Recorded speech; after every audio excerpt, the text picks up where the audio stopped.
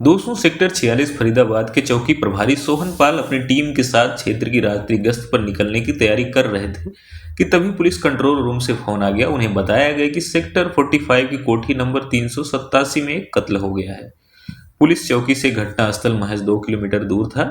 सोहन पाल अपनी टीम के साथ 10 मिनट में उस जगह पहुंच गए जहां वारदात हुई थी। पपाउस एरिया था और अक्सर सुनसान रहता था। इस वजह से पड़ोसियों को भी इस घटना का पता नहीं चल पाया था। रात को लगभग 3 बजे पुलिस को आया देख आसपास की कोठियों से लोग बाहर निकल आए। कोठी नंबर 387 में मौजूद एक व्यक्ति ने कोठी का मेन गेट खोल दिया। पता चला वह उसी कोठी में रहने वाला किराएदार राजेश सिंह था। उस समय के चौकी प्रभारी सोहन पाल ने अंदर जाकर देखा तो बेड पर एक लड़की मरी पड़ी थी, जिसकी हत्या गला रेत कर की गई थी। बिस्तर खून से पूरी तरह सना हुआ था। जिस कमरे में हत्या हुई थी उसमें रखी अलमारी और उसका लॉकर खुला हुआ था। अलमारी का सारा सामान बिखरा पड़ा था। प्रथम दृष्टया मामला लूटपाट का लग रहा था। ऐसा लगता था जैसे हत्यारे लूटपाट के इरादे से घर में घुसे और विरोध करने पर लड़की की हत्या करके कीमती सामान व नकदी लेकर फरार हो गए। पुलिस को सूचना कोठी की मालकिन पुष्पा कोहली ने दी थी। उसने बताया कि मृतका उसकी बेटी किरण है। पुष्पा के अनुसार उसका पति सुरेंद्र कोहली और 12 वर्षीय बेटा नितिन कोहली बीते दिन सुबह ही उसकी अस्वस्थ मां को देखने भटिंडा पंजाब गए थे। वारदात के वक्त पुष्पा कोहली और किरण ही घर में थे। पौस इलाके में हुई इस सनसनीखेज वारदात की सूचना पाकर पुलिस के उच्च अधिकारी भी घटनास्थल पर पहुंच गए थे। पूछताछ में पुष्पा कोहली ने बताया कि बीती रात करीब पौने 10 बजे जब वह रसोई में खाना बना रही थी तभी मेन गेट खोलकर बुरके वाली 2 औरतें अंदर आईं। किरण उन दोनों को अंदर ले आई। कुछ देर बाद जब उसने किरण से उन दोनों के बारे में पूछा तो उसने बताया कि वे उसकी परिचित हैं और उसे उनके साथ कुछ हिसाब किताब करना है। उस वक्त बुर्के वाली दोनों औरतें सोफे पर बैठी थीं। वे दोनों चूंकि अपने चेहरों पर नकाब डाले हुई थी, इसीलिए वह उनके चेहरे नहीं देख सकी थी। उन्हें बैठा छोड़कर वह अपने कमरे में चली गई थी। पुष्पा के अनुसार कुछ देर बाद किरण एक गिलास में पानी लेकर उसके कमरे में आई। उसने चूंकि थोड़ी देर पहले ही खाना खाया था, इसलिए पानी पीकर गिलास मेज पर रख दिया। उसके बाद या तो वह बेहोश हो गई थी या फिर सो गई थी। पुष्पा के अनुसार देर रात करीब 2 बजे जब वह उठी तो उसके दोनों हाथ और दोनों पैर दुपट्टे से बंधे हुए थे और मुंह में कपड़ा ठूसा हुआ था। उसने उठने की कोशिश की तो वह बिस्तर से नीचे गिर गई। कपड़ा ठूसा होने की वजह से उसके मुंह से आवाज भी नहीं निकल रही थी। पुष्पा ने आगे बताया कि जैसे तैसे उसने बेड पर पड़ा फोन उठाकर पहले किरण का नंबर मिलाया, लेकिन उसने फोन नहीं उठाया। फिर उसने अपनी नौकरानी सपना के पति अजीत का नंबर मिलाया। नंबर तो लग गया, लेकिन मुंह में कपड़ा ठूसा होने की वजह से बात नहीं हो सकी। इस पर वह घिसटते हुए दरवाजे के पास पहुंची और दोनों पैरों से जोरदार से कमरे का दरवाजा पीटा। दरवाजा पीटने की आवाज सुनकर किराएदार राजेश सिंह नीचे आया। वह बाहर से दरवाजा खोलकर अंदर आया और उसके हाथ पैर खोल दिए। तब तक नौकरानी सपना और उसका पति भी आ गए थे। पुष्पा कोहली ने आगे बताया कि उसके यह पूछने पर किरण वह कहाँ है, राजेश सिंह ने जवाब दिया कि वह अपने कमरे में सो रही होगी, लेकिन जब उसके कमरे में जाकर देखा गया तो किरण मरी पड़ी थी। किसी ने उसका गला काटकर उसकी हत्या कर दी थी। उसका सारा बिस्तर खून में डूबा हुआ था और अलमारी का सामान इधर उधर फैला पड़ा था। यह देखकर उसने इस घटना की सूचना पुलिस को दे दी थी। उपरोक्त बातें बताते बताते पुष्पा कोहली फूट फूट कर रोने लगी। पुलिस ने उससे नंबर लेकर उसके पति सुरेंद्र कोहली को फोन करके इस हादसे की सूचना दे दी और जल्दी से जल्दी फरीदाबाद पहुंचने को कहा। इसके साथ ही पुलिस ने पुष्पा की शिकायत पर अज्ञात हत्यारों के खिलाफ भादवी की धारा 302, 394 के तहत केस दर्ज कर लिया। सुबह को एसपी पूनम दयाल ने मामले की गंभीरता को देखते हुए इसकी जांच इलाका पुलिस की जगह उस समस्या के CI NIT in charge inspector Vimal Kumar, sub inspector Narendra Kumar और अश्विनी कुमार को सौंप दी, ताकि पौस इलाके में हुई इस हत्या के मामले से जल्दी पर्दा उठ सके। इंस्पेक्टर विमल कुमार ने अपनी टीम के साथ मौकाए वारदात का मुआयना किया।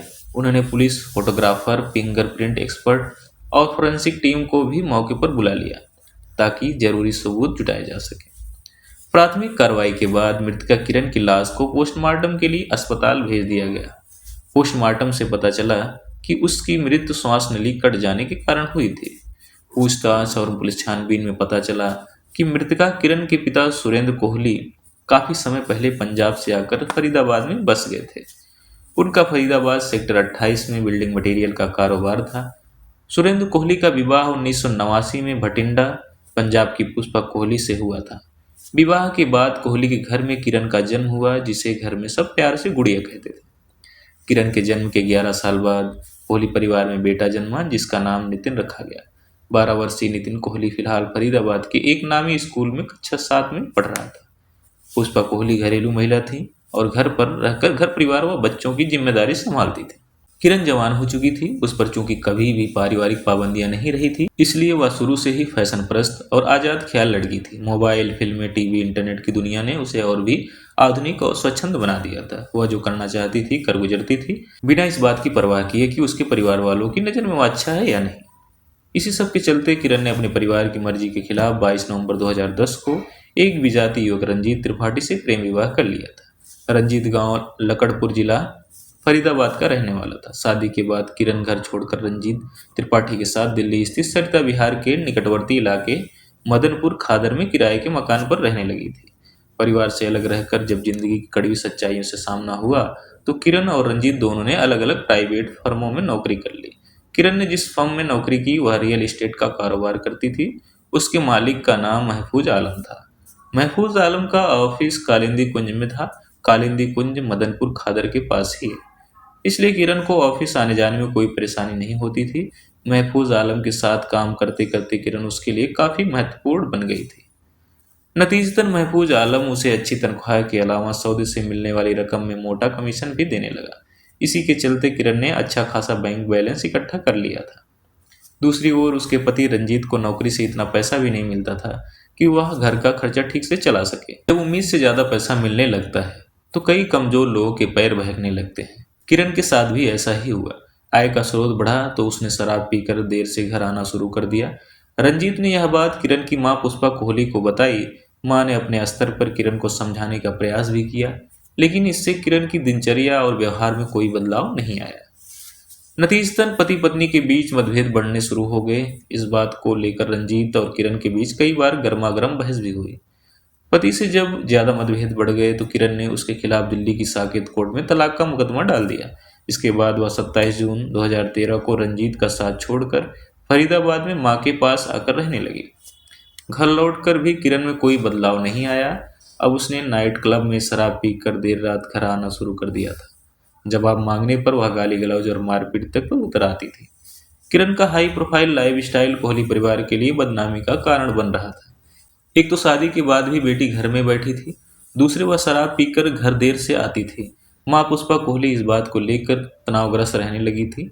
उसकी समझ में नहीं आ रहा था कि इस समस्या का समाधान करे। यह सब चल ही रहा था कि किरण की हत्या हो गई थी। बहरहाल इंस्पेक्टर विमल कुमार ने अपनी टीम के साथ बेहद बारीकी से घटनास्थल का मुआयना किया तो पाया कि पुष्पा कोहली द्वारा लिखाई गई रिपोर्ट और मौकाए वारदात पर पाए गए सबूतों में काफी झोल है। इसी को ध्यान में रखकर उन्होंने सुरेंद्र कोहली के किराएदार राजेश सिंह, नौकरानी सपना व उसके पति अजीत के अलग अलग बयान दर्ज किए। जब उन बयानों को क्रॉस चेक किया गया तो विमल कुमार को कई बातों पर शक हुआ। मसलन किरण ने पुष्पा को गिलास में पानी दिया था, जिसे पीकर वह बेहोश हो गई थी और शायद बाद में सो गई थी। यह बात समझ के बाहर थी कि किरण ने बिना मांगे मां को पानी क्यों दिया और उसने क्यों पिया। इंस्पेक्टर विमल कुमार ने गिलास के बचे पानी को सूंघ कर देखा तो वह सामान्य पानी था और उसमें किसी तरह की कोई गंध नहीं थी। फिर भी उन्होंने उस पानी और गिलास को जांच के लिए प्रयोगशाला भिजवा दिया। दूसरे पुष्पा कोहली से जब दोनों बुर्के वाली महिलाओं के डील डॉल, शक्ल और आवाज के बारे में सवाल किए गए तो वह कोई संतोषप्रद जवाब नहीं दे सकी। संदेह हुआ तो पुलिस टीम ने पुष्पा कोहली का मोबाइल फोन सर्विलांस पर ले लिया और उसके फोन की पिछले 6 महीने की कॉल डिटेल्स निकलवाई। इस बीच पुष्पा कोहली के पति सुरेंद्र कोहली, बेटा नितिन और कुछ अन्य रिश्तेदार भी आ गए थे। माहौल कुछ ऐसा था कि पुलिस पुष्पा से कड़ाई से पूछताछ भी नहीं कर सकती थी। अगले दिन पोस्टमार्टम के बाद किरण का शव उसके परिवार को सौंप दिया गया। उन लोगों ने उसी दिन उसका अंतिम संस्कार कर दिया। अंत्येष्टि में शामिल होने के लिए किरण की नानी भी आई थी। इंस्पेक्टर विमल कुमार ने नानी से भी पूछताछ की। पता चला कि वह पूरी तरह से स्वस्थ थी, जबकि पुष्पा ने अपनी इसी मां का हवाला देकर पति सुरेंद्र कोहली और बेटे नितिन को 250 किलोमीटर दूर भटिंडा भेजा था। पुष्पा से टुकड़ों में हुई पूछताछ में महफूज आलम का नाम कई बार आया था। बुर्के वाली औरतों का जिक्र आने से पुलिस का शक महफूज आलम पर ही गया। पुलिस ने महफूज आलम से पूछताछ की, लेकिन उसने इस मामले में अपनी कोई भी भूमिका होने से इनकार किया। अलबत्ता यह जरूर माना कि किरण उसके यहाँ काम कर चुकी थी और वह उसे मोटा वेतन देता था। महफूज हालांकि किरण की हत्या में अपनी कोई भी भूमिका होने से इनकार कर रहा था, फिर भी हत्या का मामला होने की वजह से पुलिस ने उसे पूछताछ के लिए थाने में बिठाए रखा। बाद में उसे छोड़ दिया गया। किरण की हत्या की सूचना पाकर उसका पति रंजीत त्रिपाठी भी फरीदाबाद आ गया था। वह फिलहाल मुंबई में नौकरी कर रहा था। पुलिस ने उससे भी पूछताछ की, लेकिन हत्या में उसकी किसी भी तरह की भूमिका न मिलने पर अगले आदेश तक उसे घर छोड़कर जाने की कड़ी हिदायत देकर जाने दिया गया। पुष्पा कोहली के मोबाइल फोन की कॉल डिटेल्स पुलिस के पास आ गई थी। उसका गहराई से अध्ययन करने पर पुलिस को उसमें एक ऐसा नंबर मिला जिस पर पुष्पा दिन के समय हफ्ते में 2-3 बार फोन करती थी। यह नंबर पंजाब का था। पुष्पा से इस नंबर के बारे में पूछा गया तो उसने बताया कि वह नंबर उसके एक मुंह बोले चाचा का है जो पंजाब में रहता है। उससे वह पारिवारिक बातें करती थी। घटना वाली रात पुष्पा कोहली के मोबाइल पर आने जाने वाली कुल 3 कॉल्स पाई गई थी। पहली कॉल रात 8 बजे और 9 बजे के बीच आई थी, जो कि मिस्ड कॉल थी। इसी नंबर पर पुष्पा कोहली के मोबाइल से 10 बजे के आसपास एक मिस्ड कॉल दी गई थी। तीसरी और आखिरी कॉल पुष्पा कोहली की नौकरानी सपना के मोबाइल से आई थी, जिसे रिसीव किया गया था। पुलिस ने उस नंबर पर जिससे मिस्ड कॉल आई थी और जिस पर पुष्पा ने मिस्ड कॉल दी थी फोन किया तो वह नंबर लगातार बंद मिला। जब उस नंबर की जांच की गई तो पता चला कि उस नंबर की सिम पंजाब से नकली आईडी और फर्जी पते पर खरीदी गई थी। लेकिन आश्चर्य की बात यह थी कि घटना वाली रात उस नंबर की लोकेशन सेक्टर 45 और उसके आसपास थी। ऐसा लग रहा था जैसे उस नंबर का इस्तेमाल किसी खास मकसद से ही किया गया था। इससे शक की सुई पूरी तरह पुष्पा कोहली पर आकर ठहर गई। अपने शक को और पुख्ता करने के लिए जब पुलिस ने पुष्पा की नौकरानी सपना से उसके द्वारा की गई फोन कॉल के बारे में पूछा तो इस हत्याकांड की तस्वीर काफी हद तक साफ हो गई। लेकिन कुछ कारणों से पुलिस अब भी पुष्पा कोहली से पुलिसिया तरीके से पूछताछ नहीं कर सकती थी, क्योंकि वह शिकायतकर्ता होने के साथ साथ महिला भी थी। अंततः इंस्पेक्टर विमल कुमार ने अपने उच्च अधिकारी से विचार विमर्श करके 3 जनवरी 2014 को पुष्पा को हिरासत में ले लिया। जब सपना द्वारा किए गए बयान को आधार बनाकर उसे घेरा जाने लगा तो पहले तो वह पुलिस को बरगलाती रही, लेकिन अंत में टूट गई। आखिर उसने स्वीकार कर लिया कि उसने ही सुपारी देकर अपनी बेटी किरण की हत्या कराई थी। दरअसल पुष्पा की नौकरानी सपना ने घटना वाली रात कोठी के आगे वैगनार कार खड़ी देखी। बाद में उसने पुष्पा को फोन करके पूछा था कि क्या घर में कोई मेहमान आया है। चूंकि पुष्पा ने सपना की कॉल रिसीव की थी, इसलिए यही उसी के लिए मुसीबत बन गई, क्योंकि यह बात सपना ने पुलिस को बता दी थी। जबकि पुलिस को दिए बयान के अनुसार उस वक्त पुष्पा बेहोश थे। पुलिस को दिए गए इकबालिया बयान में पुष्पा कोहली ने बताया कि किरण की आदतों और व्यवहार से वह तनावग्रस्त रहने लगी थी। अपनी इस समस्या को हल करने की योजना के तहत उसने अपने गांव के मुंहबोले चाचा हवलदार कुलविंदर सिंह, जो कि जलंधर के कैंट थाने में तैनात था, को हत्या की रात फरीदाबाद बुलाया। कुलविंदर अपने एक अन्य साथी के साथ वैगनार कार से 27 दिसंबर की देर शाम फरीदाबाद पहुंच गया था। वह अपना मोबाइल फोन जलंधर में अपने घर छोड़ आया था, ताकि पुलिस की जांच में उस पर कोई आंच आए तो वह साबित कर सके कि वह हत्या के वक्त जलंधर में था। कुलविंदर पंजाब से फर्जी आईडी पर खरीदी गई नई सिम अपने साथ लाया था। इसी सिम को उसने दूसरी मोबाइल में डालकर पुष्पा कोहली को मिस्ड कॉल देकर अपने फरीदाबाद पहुंचने की सूचना दी थी। पूर्व नियोजित योजना के तहत पुष्पा ने अपने मोबाइल से उसे मिस्ड कॉल दी, जिसका मतलब था कि रास्ता साफ है, कभी भी अंदर आ सकते हैं। इसके बाद रात के अंधेरे में कुलविंदर और उसके साथी ने घर के अंदर घुसकर किरण की गला रेत कर हत्या कर दी और कमरे में रखी अलमारी का सामान इधर उधर बिखेर दिया, ताकि मामला लूट व हत्या का लगे। हत्या के वक्त पुष्पा कोहली अपने बेडरूम में चली गई थी और अपने कानों को तकिए से ढक दिया था, ताकि बेटी के चीखने की आवाज उसे सुनाई ना दे। इस हत्या की एवज में पुष्पा कोहली ने कुलविंदर को 1 लाख रुपए व सोने के कुछ गहने दिए थे, जिन्हें लेकर वह उसी रात अपने साथी के साथ पंजाब लौट गया था।